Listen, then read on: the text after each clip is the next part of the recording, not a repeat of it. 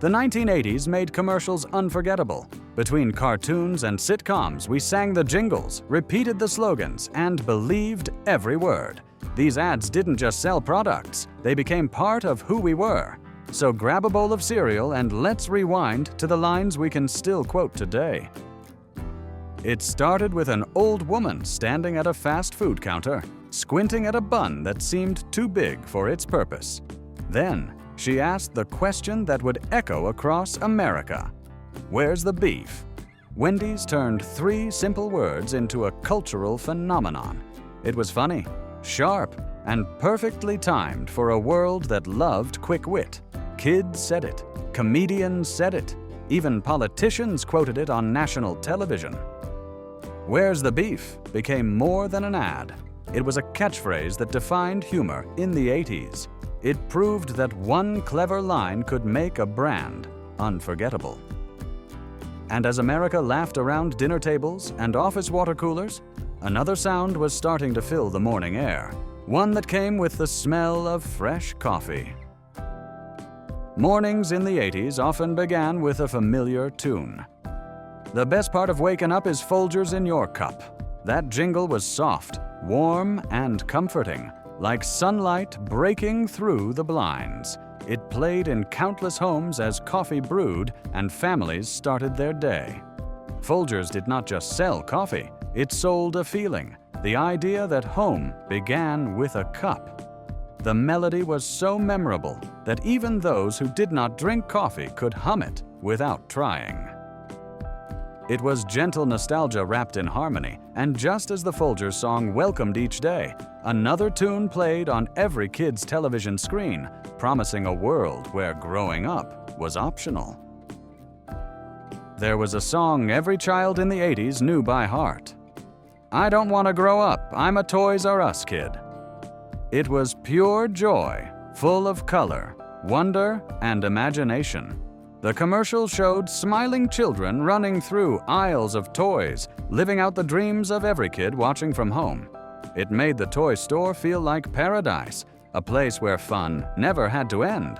The jingle was infectious, staying in your head long after the television turned off. It captured the essence of childhood, that magical in-between where everything felt possible.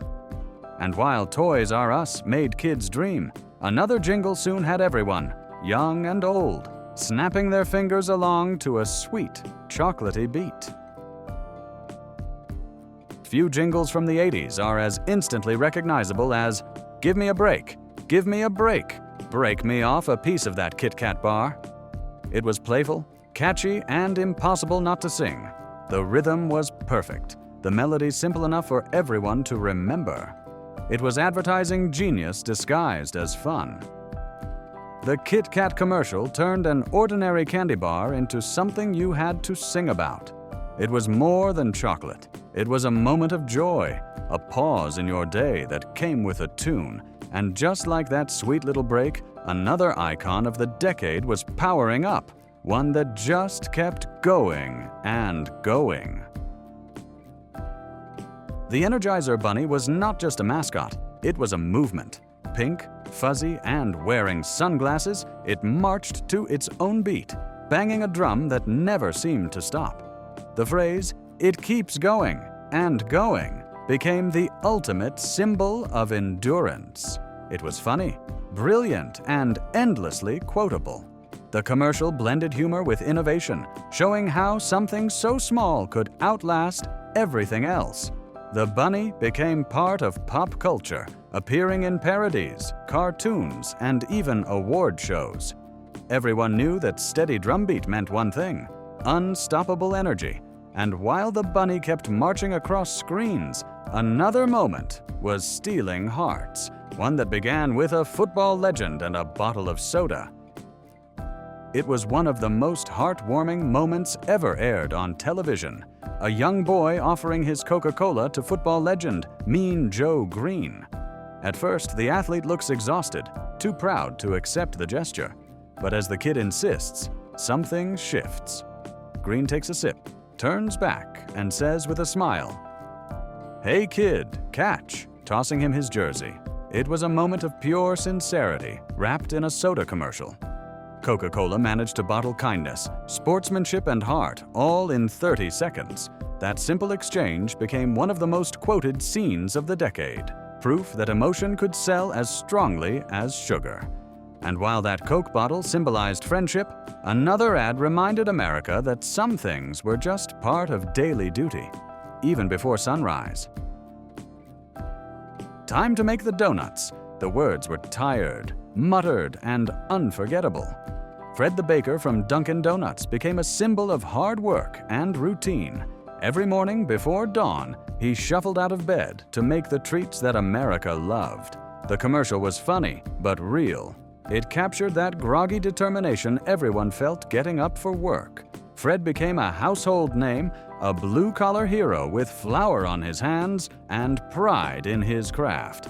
His catchphrase turned into a mantra for anyone who knew the grind of everyday life. And as Fred baked those donuts, another character from television was making sure no one squeezed what was not meant to be squeezed.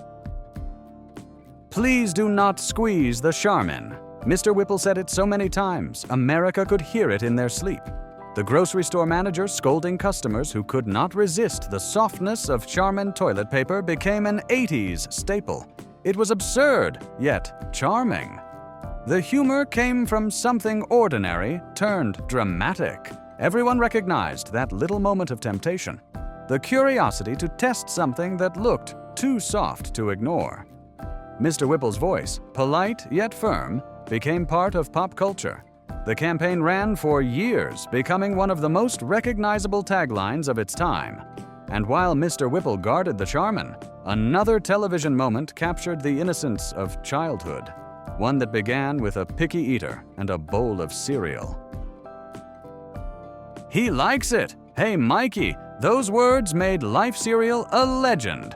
The commercial showed three brothers, with the youngest, Mikey, reluctantly trying the cereal everyone assumed he would hate. Then, the surprise. He loved it. That tiny moment became one of the most quoted lines in advertising history. It captured family life perfectly. Siblings, breakfast, and the shock of something unexpectedly good. Parents used it for years whenever kids refused to try new food. Hey, Mikey became a phrase for curiosity and courage, all wrapped up in a spoonful of cereal.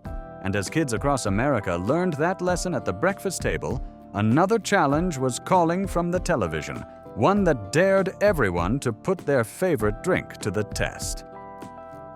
The Pepsi challenge was bold. It was not just a commercial, it was a showdown. In malls and parks across the country, people blind-tested Pepsi and Coca-Cola, and Pepsi claimed victory. The campaign sparked debates, jokes, and loyalty battles that still echo today. It turned soda into a rivalry and consumers into participants. The simple idea of choice made the ad unforgettable. People quoted it, argued over it, and remembered the taste tests as a part of their youth. Pepsi made competition fun and personal, a challenge that invited everyone to join in. But while one brand was fighting for the future, another ad from the same decade was singing straight from the past in the smooth voices of raisins that could dance. Claymation raisins with sunglasses and smooth voices. No one saw that coming. The California raisins groove too. I heard it through the grapevine and instantly became icons. What started as a quirky fruit commercial turned into a cultural explosion. There were toys, albums, and even a television special. The charm came from personality. These raisins had rhythm, attitude, and soul. Kids sang along, adults laughed, and everyone remembered that dancing fruit could sell anything if the tune was good enough. It was weird, wonderful, and unforgettable. But just as the raisins were shaking it on screen, another face of the future appeared, one made of pixels, static, and digital cool. Max Headroom was the future before the future arrived. With his glitching smile and stuttering voice, he was the world's first computer-generated television host, or at least he looked that way. When New Coke launched, Max became its spokesperson, buzzing across screens with his famous "catch the wave" little line. He was strange, witty, and hypnotic, a perfect reflection of the techno-obsessed 80s. His ads felt like sci-fi come to life, showing that cool could come from chaos. Max was more than a character. He was a glimpse into the digital age that was just around the corner. And while Max spoke in static, another jingle was bringing back something classic, a cheerful chorus of peppers, all singing together. I'm a pepper, he's a pepper, she's a pepper, we're a pepper. The Dr. Pepper jingle was joyful, quirky, and instantly recognizable. It made everyone want to be part of the club, because being a pepper sounded fun. The dancing, the smiles, the bright colors. It was a celebration in a can. The ad captured the spirit of individuality long before marketing made it a trend. It was about being yourself, proud and unique. Dr. Pepper's tune stuck in everyone's head, proving that personality could sell flavor. And while that jingle made people dance, another one was about to remind them that even the simplest pleasures could feel like luxury. Just for the taste of it. Those 5 words made Diet Coke sound irresistible. The commercial was sleek, confident, and full of energy. Instead of focusing on calories, it focused on lifestyle. The feeling of sipping something cool and effortless. The music was catchy, the visuals glamorous, and the tagline unforgettable.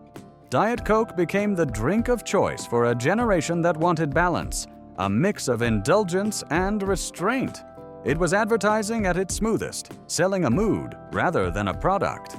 And while that ad spoke to sophistication, another fast food chain took a different route, inviting everyone to make their meal exactly how they wanted it. Have it your way.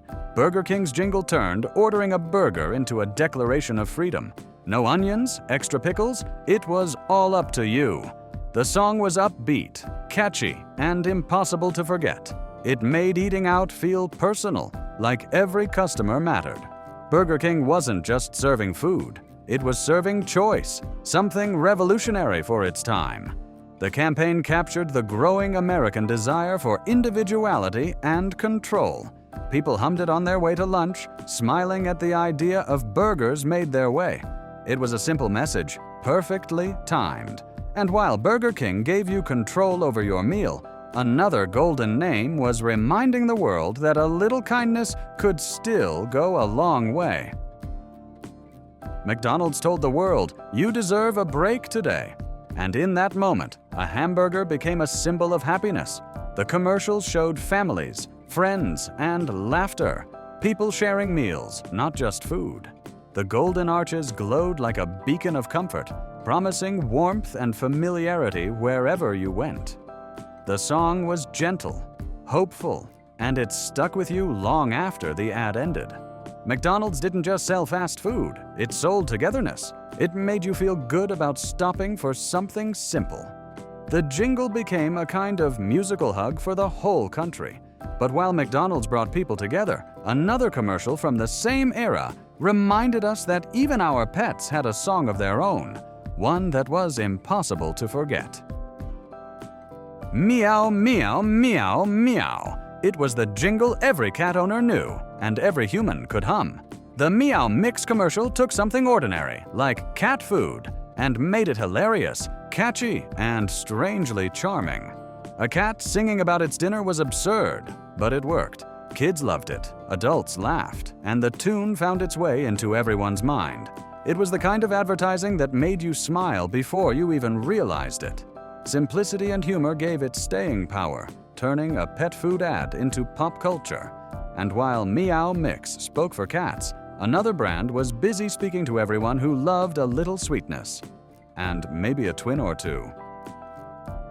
Double your pleasure, double your fun. Doublemint gum made chewing gum glamorous. The ads featured smiling twins in matching outfits, laughing, flirting, and enjoying life in perfect harmony. It was simple, joyful, and strangely mesmerizing. The jingle had rhythm, the visuals had charm, and the twins became an unforgettable symbol of the brand. It was a reminder that sometimes happiness could come from the smallest things: a stick of gum, a smile, and a catchy tune. The commercial was Optimism bottled in 30 seconds, and while Double Mint made life look easy and lighthearted, another ad from the same decade was reminding everyone that confidence could come from something a bit shorter, like a pair of shorts. Who wears short shorts? The Nair commercial asked the question with playful confidence. The upbeat tune and bright visuals celebrated boldness and beauty at a time when television was still finding its voice. It was cheeky, catchy, and daring in the most light-hearted way.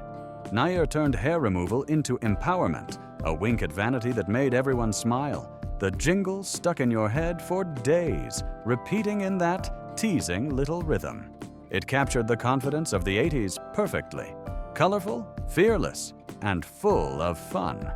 But while Nair made people dance, another brand promised something entirely different: peace, calm, and the power to escape without leaving home.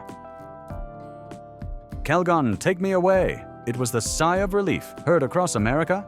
The Calgon commercials showed tired women sinking into warm baths, letting the stress of the day melt away. It was soft, soothing, and relatable. The tagline became a national shorthand for needing a break, a way to say, "I need peace," without explaining anything. The imagery of bubbles and candlelight turned an ordinary bath into something magical. Calgon sold relaxation the way others sold excitement, and it worked. The ad became an anthem for anyone overwhelmed by the noise of daily life.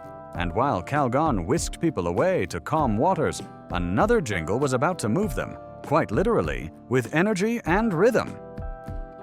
The taste is gonna move your juicy fruit turned chewing gum into an adventure. With its upbeat jingle and sun-soaked energy, it made life look exciting. Like every stick of gum came with a rush of freedom. The commercials showed people skiing, surfing, and laughing, all while that iconic tune played in the background. It was simple, catchy, and full of life. The song captured what it meant to be young and alive in the 80s, when even a piece of gum felt like a ticket to fun. The melody stayed in your head for days, impossible to forget. Juicy fruit sold energy, joy, and movement, all in 30 seconds. And while that jingle had everyone smiling, another one was stealing hearts. One that started with a child, a song, and a sandwich. My Bologna has a first name. It's Oscar Soir. The Oscar Mayer commercial turned a lunch meat into a legend. The little boy with the baseball cap singing proudly about his Bologna became one of the most recognizable moments in advertising history. It was innocent, joyful, and perfectly nostalgic. The jingle was simple, but it stuck, partly because it made spelling fun, and partly because it captured the warmth of childhood. Every parent, every kid knew the song by heart. It was the sound of lunchboxes, sunny afternoons, and family kitchens. Oscar Mayer didn't just sell food, it sold a memory. And just like that comforting tune, another brand was serving warmth, one steaming bowl at a time.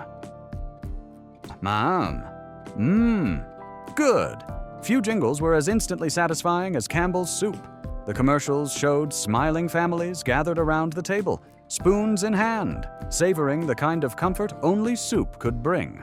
The phrase was so simple, it became a reflex, something people said whenever they enjoyed a meal. Campbell's ads were about home, love, and warmth on cold days. They were reminders that happiness could come from something as small as a bowl of soup. It was tradition, nostalgia, and care wrapped in steam. And while Campbell's made dinner cozy, another bright-colored drink was making afternoons loud, sweet, and unforgettable. Hatsai C brought energy to every lunchbox. The commercials were bursting with color, laughter, and excitement. Kids running, playing, shouting, all fueled by that sugary burst of fruit flavor. It was the drink that made every day feel like summer. High C wasn't just a juice box. It was a symbol of fun, of sticky fingers and carefree afternoons. The ads were loud, messy, and full of joy, exactly how childhood was supposed to feel. The bright packaging and catchy slogans made it impossible to miss on store shelves. High C reminded kids that growing up could wait. And while the juice brought flavor to the playground, another brand was busy reminding everyone that style never goes out of fashion. Quality never goes out of style. Levi's captured the heart of America. The commercials showed everyday people, workers, dreamers, and rebels, all wearing the same classic denim. There were no fancy effects, just authenticity and soul. The message was timeless. Jeans built for real life, real people, and real stories. The soundtracks were cool, the imagery raw, and the feeling universal. Levi's wasn't just clothing, it was identity. It represented freedom, confidence, and individuality. Everything that defined the decade. The campaign proved that simplicity and honesty could outshine anything flashy. And while Levi's celebrated enduring quality, another name was about to show the world what toughness really meant. A name built to last. Built Ford Tough. It was more than a slogan. It was a statement of pride. The Ford truck commercials of the 1980s were raw and powerful, showing mud-splattered vehicles hauling, climbing, and conquering everything in their path. The deep voiceover, the steel guitars, and the grit of it all made you believe these trucks could take on the world. Ford sold more than machines. It sold endurance, strength, and the spirit of hard work that defined America. The phrase became part of everyday speech, something people said even outside of car lots. It was bold, proud, and unforgettable. And just as Ford celebrated rugged strength, another brand was proving that beauty could be just as powerful, with a single, confident line. "Do not hate me because I am beautiful." That line from the Pantene commercials became iconic the moment it hit the air. The ad was sleek, empowering, and unapologetically confident, a reflection of the decade's growing self-assurance. It featured women with perfect hair and even stronger attitudes, flipping stereotypes with poise. The phrase became cultural shorthand for confidence, repeated by comedians, talk shows, and anyone with a touch of irony. Pantene made beauty bold, no longer shy or humble, but strong and self-owned. The ad captured the 80s essence perfectly: shine, power, and personality. And while Pantene gave people confidence, another commercial from that era was all about energy, the kind that came in liquid form and made you move. Is it in you? Gatorade's ads turned sweat into something inspirational. The images were fast, gritty, and full of determination. Athletes pushing limits, colors splashing across the screen. It was more than a sports drink. It was a symbol of drive. The message was simple: greatness comes from within. The slogan resonated far beyond the field, becoming a mantra for anyone chasing goals. It captured the spirit of the 80s, ambition, momentum, and the constant desire to do more. Gatorade wasn't about refreshment, it was about identity. And while that ad celebrated human strength, another classic was about something softer. A dream of unity that started with a bottle of Coke. I'd like to buy the world a Coke. It was a rerun from the 70s that found new life in the 80s, and it hit just as hard. A chorus of voices, different faces, all singing the same hopeful tune. It was simple and pure. The commercial became a cultural bridge, reminding everyone that kindness and connection never go out of style. It was optimism in a bottle, a rare ad that made people feel instead of sell. Coke managed to turn a product into a message, one about harmony and togetherness. It was advertising at its most human. And while Coke spread unity across the airwaves, one final jingle was about to remind everyone that fun could fit right in the palm of your hand. Melts in your mouth, not in your hand. M&M's had the perfect promise: clean hands and sweet satisfaction. The commercials were playful, colorful and instantly quotable. From candy-coated adventures to animated mascots, M&M's turned a simple treat into a personality. The tagline became universal, a phrase everyone could finish without thinking. It was short, smart, and sweet. Everything great advertising should be. The brand made candy feel like magic, and that slogan outlived the decade itself. The 80s gave us many jingles and catchphrases, but few stuck quite like this one. It was the perfect ending to an era where commercials were not just entertainment. They were memories that still echo, one line at a time. The 1980s turned commercials into memories, jingles we still hum, lines we still quote, and moments that never really left us. If one of these brought back a smile, share your favorite in the comments, and don't forget to like and subscribe so we can keep rewinding time together.